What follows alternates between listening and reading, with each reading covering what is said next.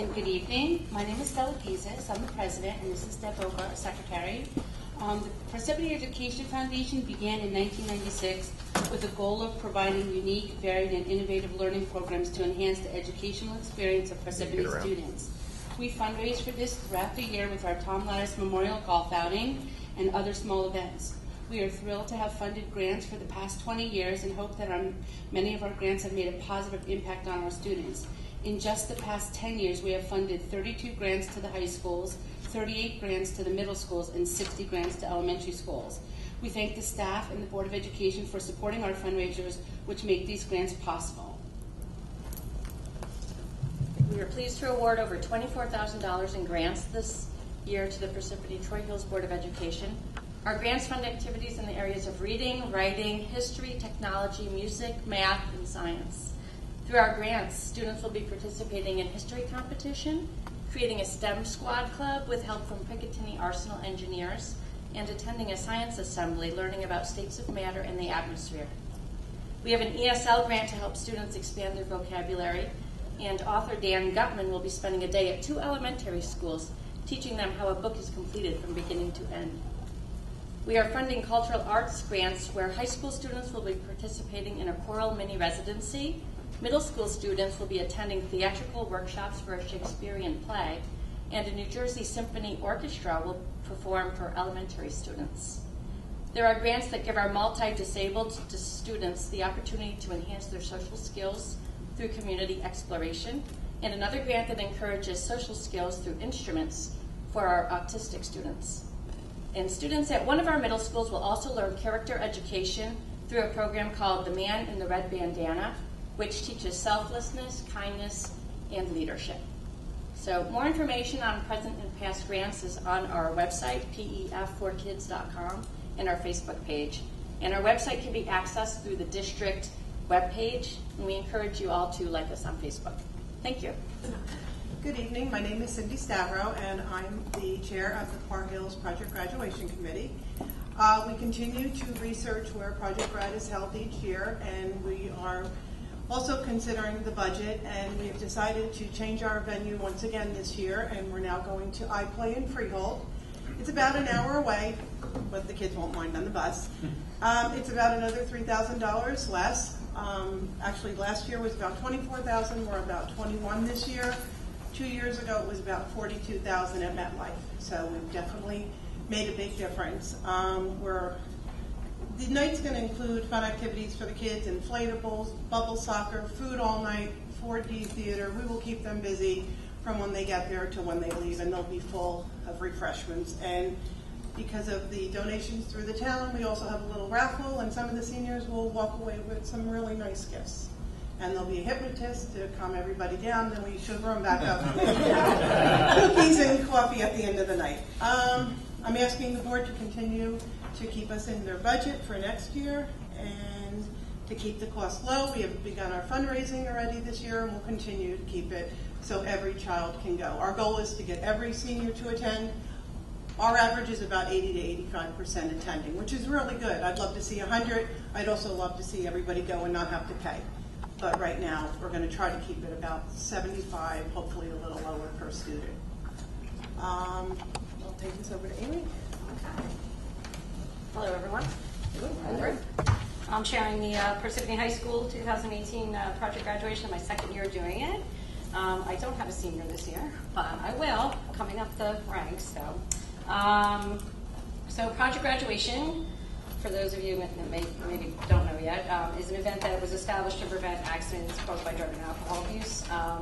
So we provide the graduating seniors a very safe and fun and chaperoned evening immediately following graduation. Actually, ours is in the evening. Our graduation is in the morning, so it's not quite immediately following. For the 2017, we provided our attending graduates pizza and beverages before busing them to an all-night event at the Woodbridge Arenas down in Woodbridge, New Jersey. And then once at the facilities, the students enjoyed a comedic hypnotist, and even some of our faculty members enjoyed that too. And we have volleyball, basketball. They have arcade games, ping pong, air hockey, foosball, billiards. They have swimming. There's also other entertainment. There's karaoke, there's a DJ, which they loved. They have casino games, photo booths, and we also have a raffle, depending on how zealous our volunteer parents are to gather them up. And then the attendants also receive a class t-shirt that's designed by a fellow classmate, and then there's a constant supply of food and drinks all night, and then we give them breakfast before they leave and bus them back to the high school. So we're planning on doing the same thing. It's worked for years now, and the kids absolutely love it, and we hear all these good things about it. So out of the 246 graduates last year, we were a little low. We were only about 138 students. So I'm trying to really rally the troops this year. We'd love to see, again, higher numbers, 100%. We asked for contribution last year of $65 per family. I'm lowering that this year to $60 because I think we can budget it in. So hopefully it'll make it more affordable, but of course we never turn a student away if there's some issue with affordability. But yes, they were always able to hang out with their favorite faculty members and even get to spend time with Dr. Marini and other administrators. Altogether last year the event cost $17,700 and there was a total student contribution of $9,000. But the remainder of the cost was actually covered by direct public support and definitely the donations, including the donation from the Board of Education. So we would like to continue that tradition and offer the same experience at the same facility. So we are asking you to consider putting the $5,000 back in the budget again this year so we can both continue the hills and the high to make these events affordable for all the graduating classes. A quick backstory on where this started. Dennis and I, Dr. Marini and I, had began research about 5 years ago under Dr. Seitz prior to his retirement. And since then, every superintendent we've gone through has given us the green light to continue that research and continue investigating. So we have been able to go on school visits and really dig deep on online resources and things like that. So this has been in the works for well over 5 years. And thank you to Dr. Barbara Sargent for giving us the green light to continue, because we just came from 2 school visits recently, Cranford High School for the Hills and Mount Olive High School for Parsippany High. So it's been a really wonderful experience, and we feel very knowledgeable on the topic and the matter that we're going to present tonight. Okay, so we've prepared a number of slides to kind of take you through what the schedule proposal is. There are various names for it. Some people call it a rotating schedule with a unit lunch, a modified drop schedule. There's, like I said, different names for it, but we're going to call it a rotating schedule with a unit lunch tonight, and that may change, who knows, down the road. But basically, students meet 6 out of 8 classes each day. There's still 8 periods assigned, only 6 will meet per day. The reason why 6 out of 8 meet is that one class is dropped in the morning, one is dropped in the afternoon. And we'll show you a graphic for that later so you can see what some schedules actually look like. It goes through a 4-day rotation, so over the course of 4 days, each class will meet 3 times. And the unit lunch means that all the students eat lunch at the same exact time throughout designated areas in the building. So you may ask why do we want to move to a schedule like this? Well, the first and foremost primary reason is we do want students to eat lunch. We have about 300 students at the Hills who do not eat lunch right now. They load up on academic classes and take 8 courses a day.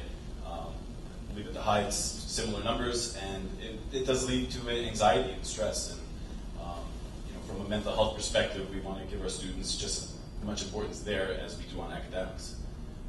So students will have 6 periods or 6 classes a day, and that allows them to miss 2, and sometimes that plays into extra study time, extra homework time, and an assortment of other benefits. Students still get to take 8 classes, which is what our top academic students want. They want to take 8 classes. They don't want to lose anything.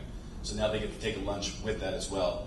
And as we wrote there in quotes, it's a mental break. We finally get to give those students the mental break that they've been missing for the past however many years that this has been taking place. It's also more similar to a college level schedule. Students go, they go to college, and you get to pick a schedule that has gaps in the day, or you don't meet that class every day, and sometimes classes are 2 days a week versus 4 days a week. So it mimics that schedule a lot better. Some more bonuses or pros regarding the schedule and the rationale for the schedule. Unit lunch becomes a kind of really an open time.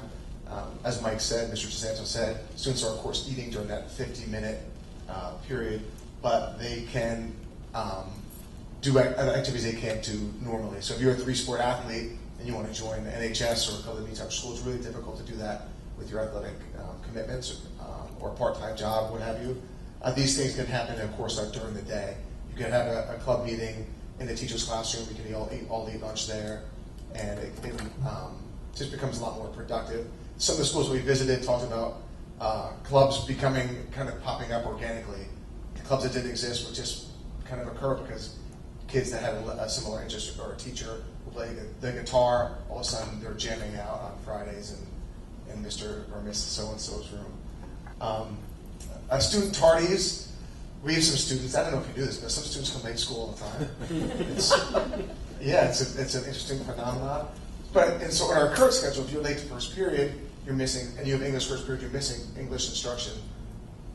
Every time you're late to school, if it rotates, that tardy, and we don't know the cure for tardiness yet, but that tardy comes out of different classes. You're not missing the same course all the time. You might say, well, the students are smart. No, I can be tardy all I want. There are still consequences for those tardies, but the academic repercussions are less.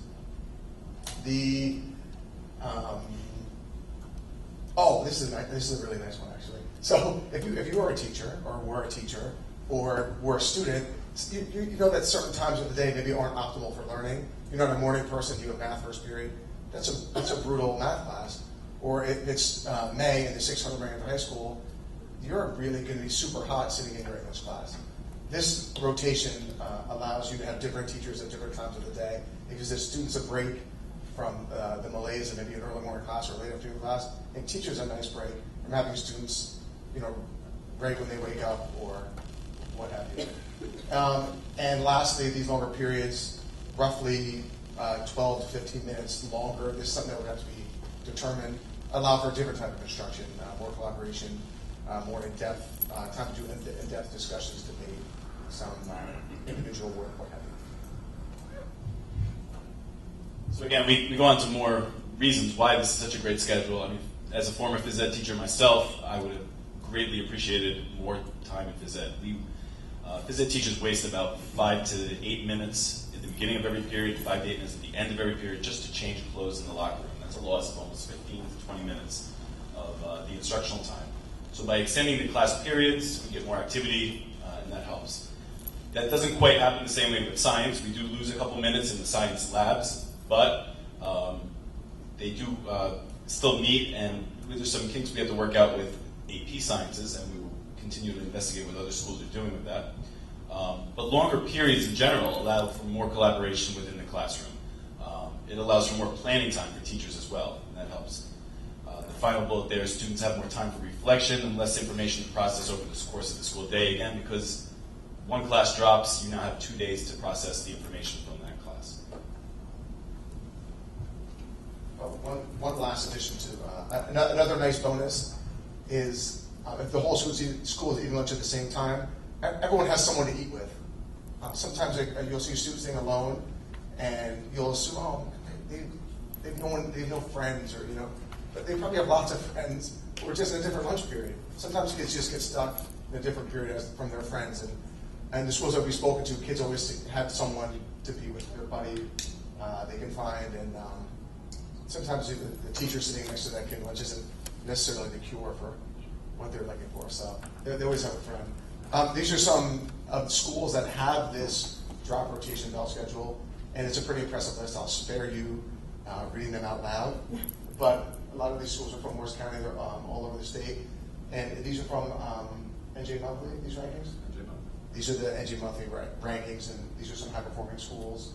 Some of them are very similar to our district, and so this is something that's working elsewhere, and we've had a lot of success. And both the high and the hills, we have visited 7 of these schools that are on this list, and most recently Cranford, just a few weeks ago, the hills went to, we brought half of our committee to Cranford High School, and Dr. Maroney brought half of his committee to Mount Olive High School. So this is kind of what the schedule would look like. We have a couple different formats we can show you, and nothing here is set in stone. The times could change, the actual total time in the class could change, but we're thinking roughly around 55, 56 minutes per class and a 50-minute lunch period. And as you can see, the lunch period is broken down into Lab A and Lab B, or Lab 1, Lab 2. And that's just for when science class rotates to period 3, or science class rotates to that period 5, it backs up to the lab. So that's where you would fit your science lab into. The pop-outs on the side just indicate that period 4 dropped on this day and period 8 dropped on this day, because one drops in the morning and one drops in the afternoon.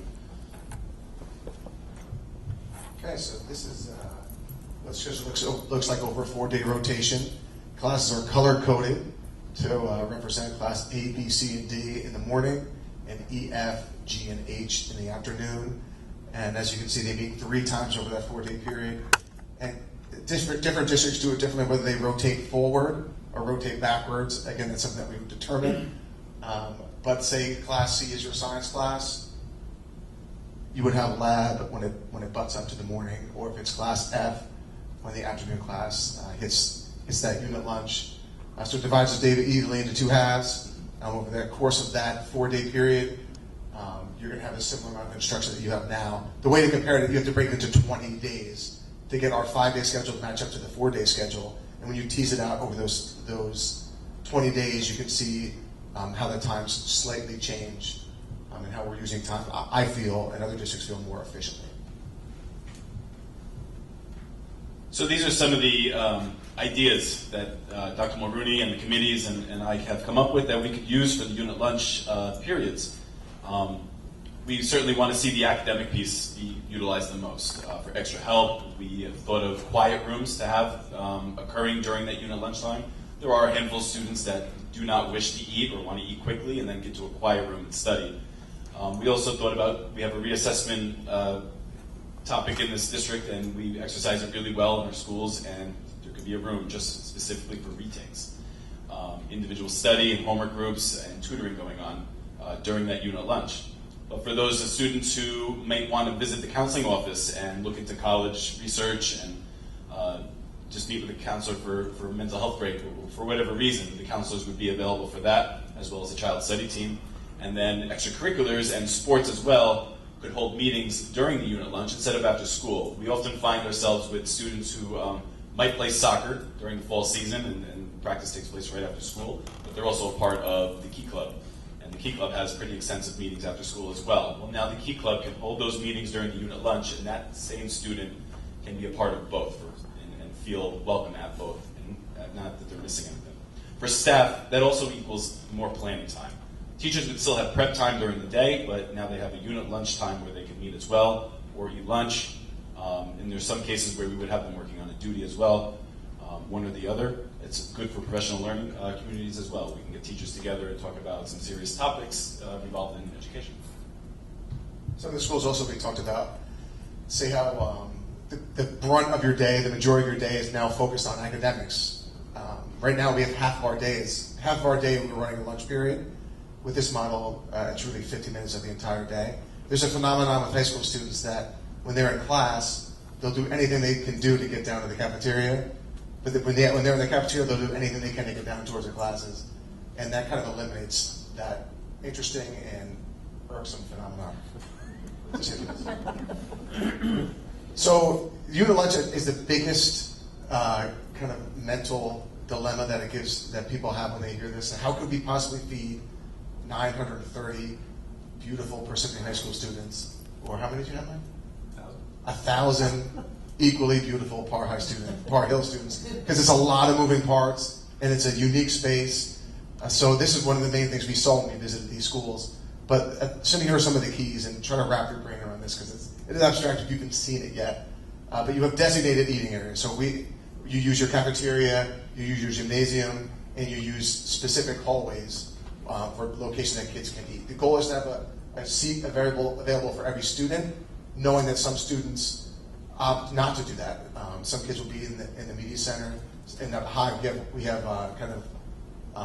in the hallway we have ledges that kids sit at in the morning that would be available for them. So you can really be creative with where kids eat, but different areas are locked down. Different hallways are locked down, so we can kind of keep a lid on where kids are. As far as the food, generally the hot food stays in the cafeteria, but kiosks are set up around the building to serve cold food, sandwiches, pizza that can be delivered in boxes to make it more accessible to students of that volume. One important thing to remember is that every day you'd lose about 100 plus students about for labs, so that number does come down a little bit at the start and end of each period. Media center will be open to students, of course, with no food. We tried that experiment, and food didn't work well in there. Serving specific hallways, quiet rooms are there. Teachers, students would have access to teachers' classrooms at the teacher's prerogative. So if teachers said, listen, on A days I'm going to open my classroom for review, the kids would have access, that would be, again, at the teacher's prerogative. And then this opens up the counselors also to the students as well. They have a lot more face time to get out in the halls and be with them. And a lot of the schools offer, through the counseling part, seminars to kids and say, listen to the cafeteria on Friday, we're talking about college essays. This for sophomore, this for juniors and seniors. Come on down. Unit lunch is probably where we get the most questions about, is this really possible from the parents and from the kids? And just, I want to throw it out there that at Parsippany Hills, we ran a pilot day on November 22nd, which was our half day of school. We just said, let's give the kids 25 minutes right in between periods 4 and 5 where the unit lunch would be and see what happens. And sure enough, they figured it out all on their own. We did not have to direct them. We didn't have to tell them where to go. They went to the caf. When it filled up, they funneled into the gym. When that was full, they funneled into the media center. We were able to keep our upstairs hallways completely clear. Our N wing and E wing as well was completely clear. We had all hallways staffed by staff members, and it was a really eye-opening experience just to see that we can do it, and that was without food.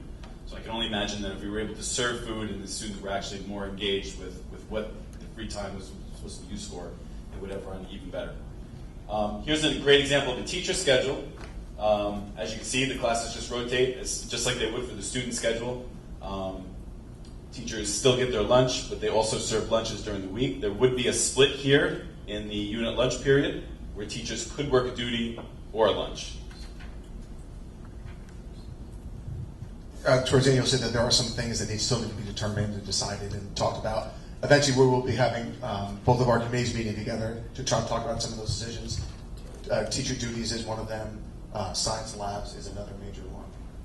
It's a sample student schedule. The student's taking 7 classes. Their schedule is right here, okay? Because they didn't take 7 classes, they would have a rotating study hall, just like it would be a class. Generally, most of our students at the high, most of yours at the Hills too, take 7 classes, 3 quarters. Students, when we went to Madison 2 years ago to talk to them, and the kids who take 8 classes, that's great. I can take 8 classes, I still get lunch. The kids who don't take 8 say, I take 7 classes because I don't want 8. But I get this great study hall now that kind of rotates through, and as a result, I'm super productive in that study hall, and I get a lot of work done that I don't have to take home if I'm working or I have a sport or a marching band or I'm in the drama, what have you. So that's what a 7 class schedule looks like. For a student, I'll go right to the 8.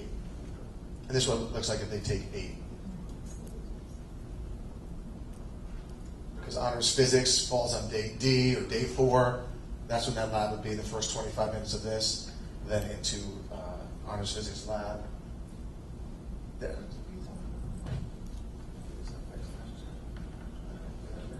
Okay, so Mr. DeSanto and I have had the, I would say, pleasure of doing the master schedule every year. And to be honest, I say pleasure, but to be honest with you, I think it's made us both better principals. So we understand exactly what makes it tick and how to take it apart, put it back together. And there are limitations with our current master schedule. One of the biggest ones is science labs, because science are tied to PE. In essence, it takes up, 2/8 of their schedule, a quarter of their schedule is tied up with a science in the lab. If you look at this schedule, science then becomes 1/8 of it, because science comes out of lunch and not the lab.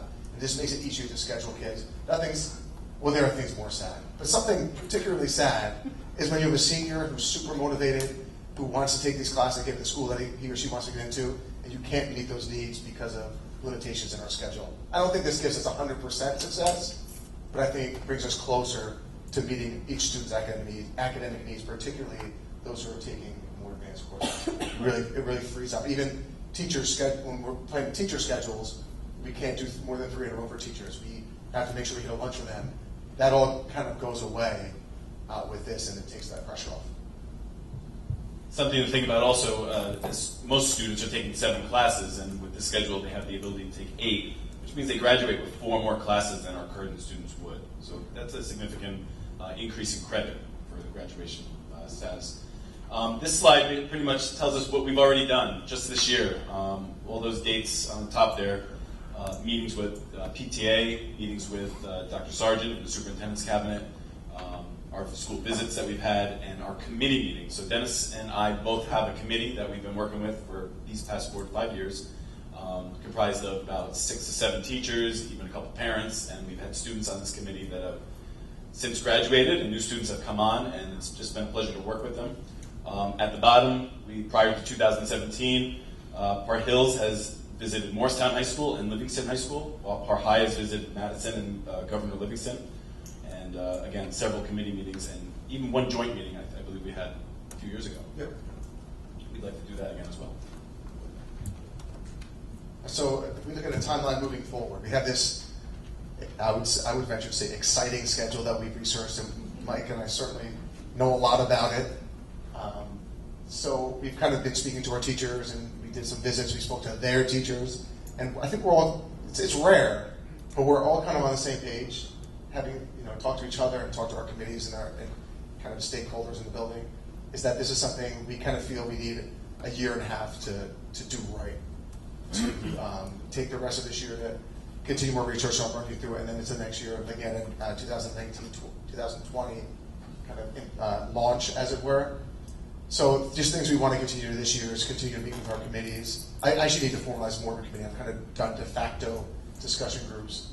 But to convene both of those groups together, we think is really important because these decisions affect both schools. And to talk about things like what we're going to do with our science lab, particularly our AP science labs, what our teacher duties will look like, the period lengths, the passing time, what multi-period classes like auto, IPPL look like, work study, supplies as far as tables or tarps for the gym, and maybe spreading those expenses out over 2 years I think might be more doable. Continue to do research, visit other schools, and then next year really start to kind of say this is happening.